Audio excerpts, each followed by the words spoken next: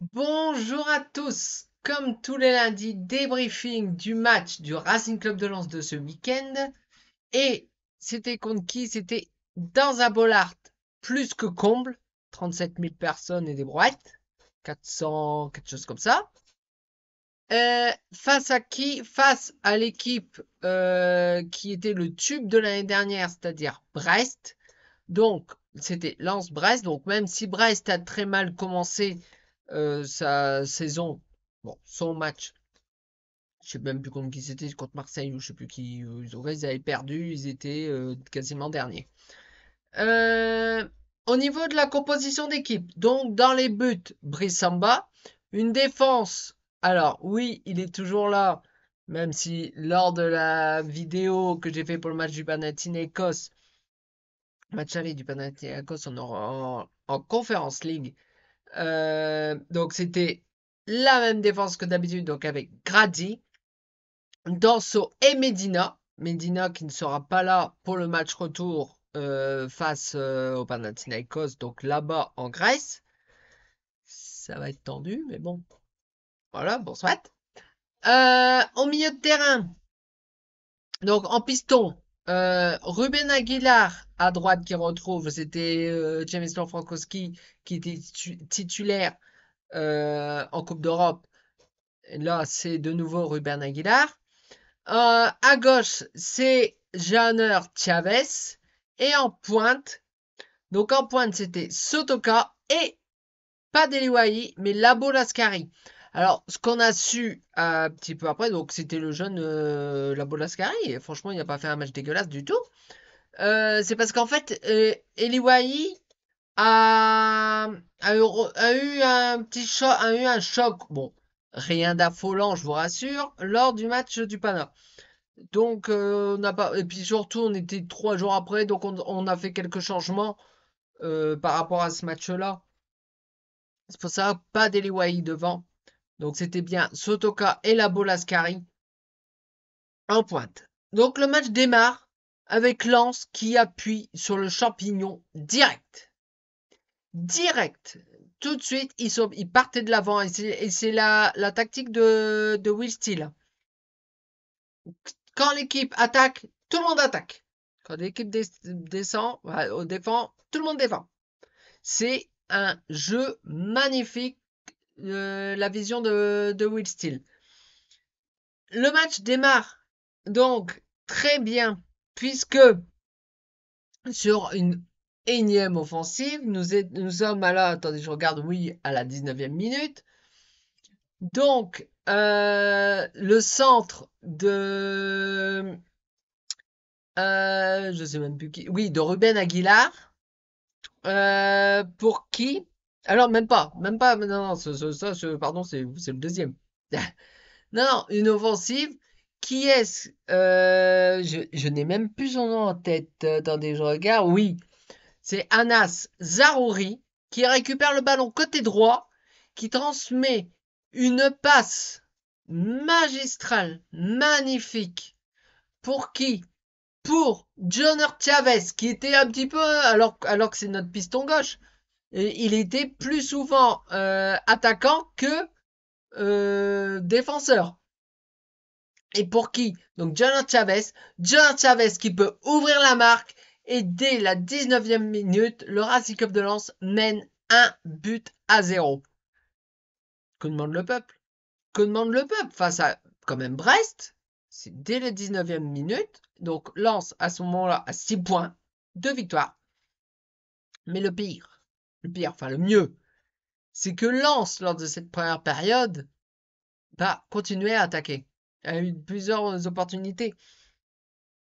Par Flo Sotoka, par Rémi, c'est Rémi, ouais, c'est Rémi Labo Lascari, par Anazarori, par Ruben Aguilar, par John Chavez, par Andy Diouf. Ça a été une première mi-temps extraordinaire. Donc le Racing Club de Lens arrive à la mi-temps, donc en multipliant bien sûr des occasions. Un excellent portier brestois, alors je n'ai plus son nom en tête. Ah oui, c'est Bizot. C'est Bizotte. C'est Bizotte. Et donc, le Lens rentre à la pause sur le score de 1-0. Parfait. Match pour un mi-temps impeccable. Il y a eu des offensives brestoises, hein. Il y en a eu, hein. Mais aucune qui a vraiment inquiété Bressamba. Il a dû faire, je ne sais plus, il a fait à un moment donné, je crois, c'était en deuxième période, un arrêt à une main. La spécialité de Bressamba, un arrêt à une main. Parce que vraiment, non, même pas, je sais même pas, non, c'était en deuxième. La deuxième mi-temps, on n'y arrive, pas de changement d'un côté ni de l'autre. Après, il y en a eu côté brestois, côté lensois également. Mais donc, le deuxième mi-temps redémarre de plus belle. Des occasions, des offensives, des lances pressées, pressées, pressées. Alors là, bon, Brest étant mené, ils étaient obligés d'attaquer plus. Ce qui s'est prouvé dans le match. Même si, bon, bah, avec notre défense, et puis surtout un énorme, parce que oui, quand je vous ai dit la composition, d'ailleurs j'en ai parlé, Kevin Danso est toujours Lensois.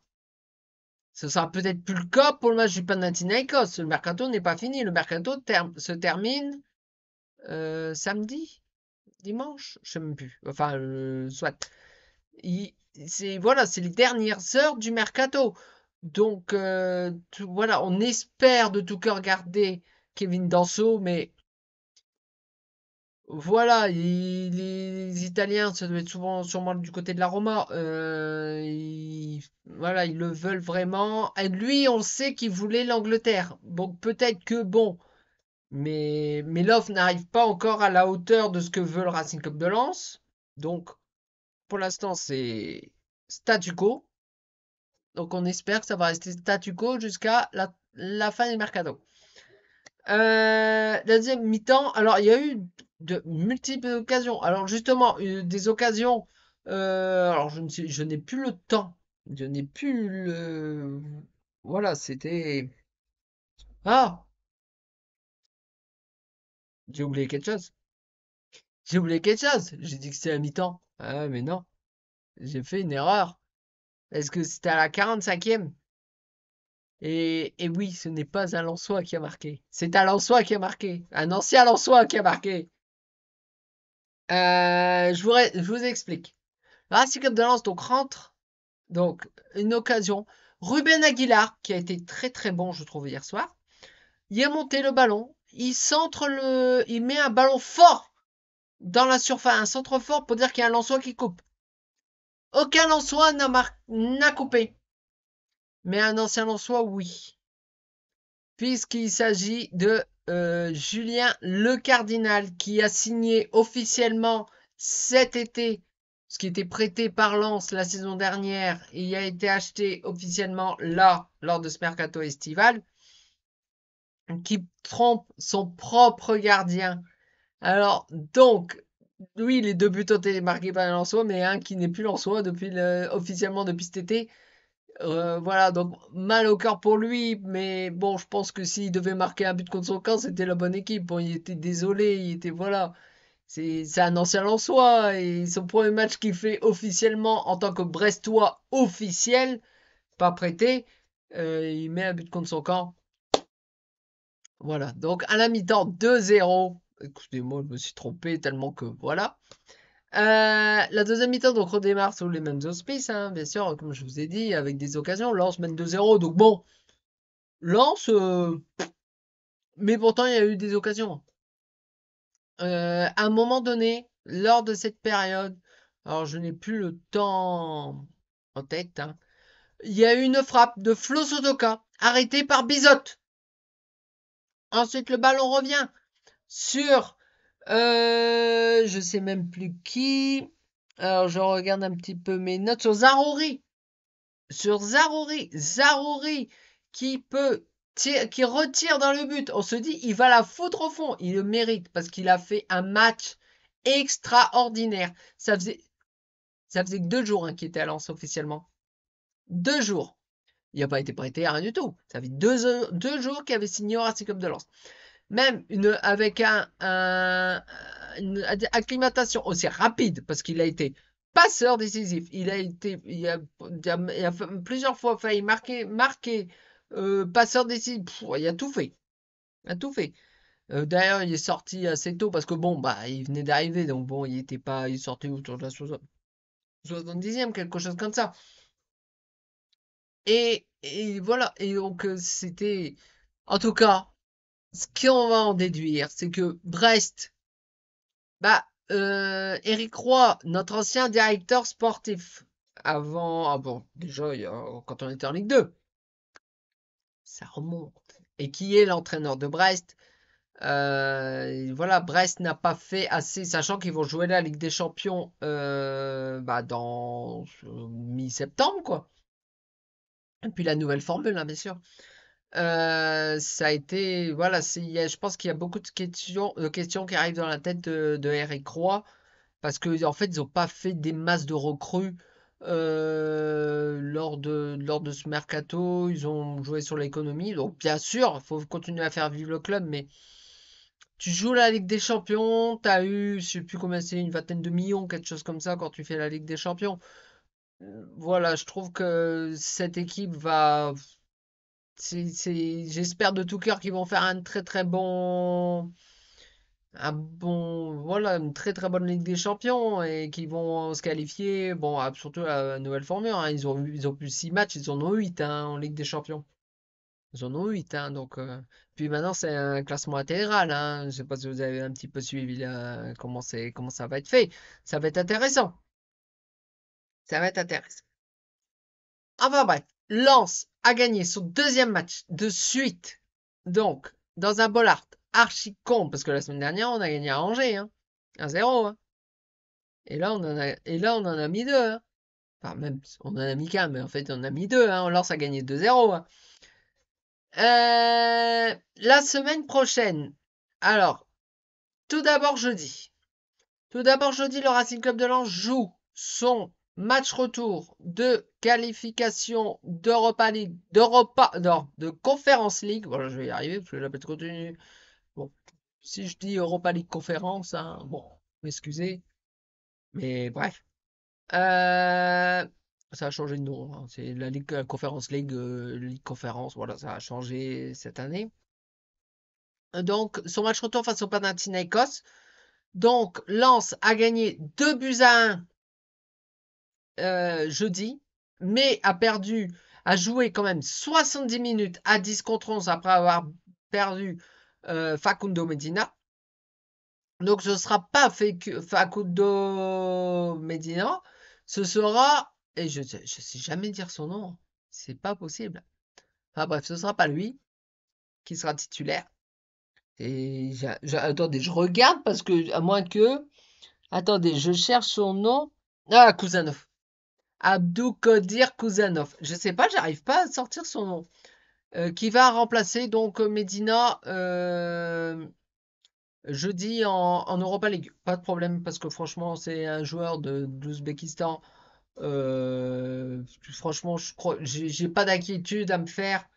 C'est à condition que Kevin Dorson ne part pas d'ici là. Parce que dans ce cas, c'est deux qui en faudra. Et là, bon, ce sera plus compliqué. Mais même si on a du stock, hein, un petit peu. Un petit peu. Même si je trouve que pour moi, il faudrait recruter un défenseur centre. Si Kevin Dorso s'en va. Donc là, le Racing Club de Lens est. Oh, voilà, mais ce sera une ambiance à la grecque. Il faudrait que le Racing Club de Lens fait au moins un match nul. Parce que maintenant, il n'y a plus l'histoire des buts domicile extérieur.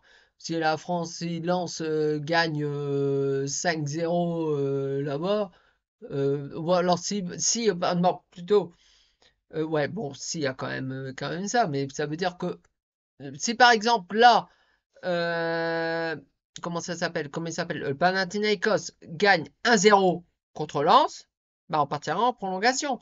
Même si Lens a pris un but la semaine dernière à domicile, on repart avec une différence d'un but que Lens a gagné sur un but d'avance. Donc si le Pana gagne sur un but d'avance, ce sera les prolongations et les tirs au but. D'accord, voilà. Bon, en tout cas, si cette vidéo vous a plu, vous pouvez laisser un petit pouce en l'air, la partager et surtout vous abonner. Ça me fera extrêmement plaisir. Donc, nous nous retrouvons donc vendredi pour le débrief du match du Panathinaikos. D'ici là, portez-vous bien. Ciao!